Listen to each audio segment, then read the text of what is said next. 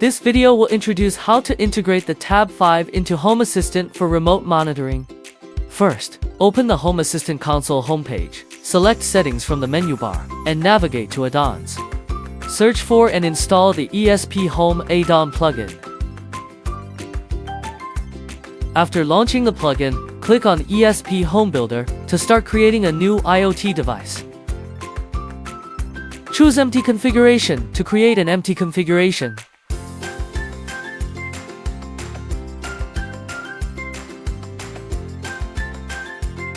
Click Edit on the device card to enter the configuration editing interface. You can refer to the official documentation to locate the file and either directly copy the project code from GitHub or modify it yourself according to the documentation.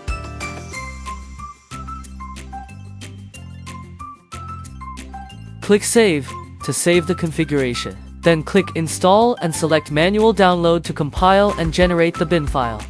The compilation process may take some time, please. Ensure your network connection remains stable. Once compilation is successful, click Factory Format to download the bin file. Use the ESP Home Web tool to flash the downloaded bin file onto the device via serial port.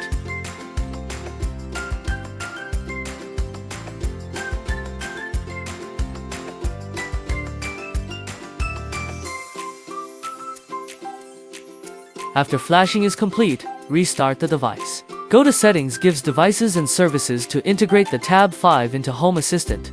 If you have previously added a similar device, you can use file name, local for automatic port recognition.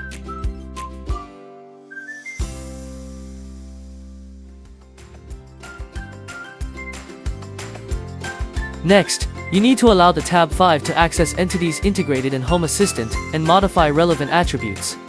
Go to Settings and check Allow the device to perform Home Assistant actions to complete the configuration. You can now control connected devices through Home Assistant. Light control.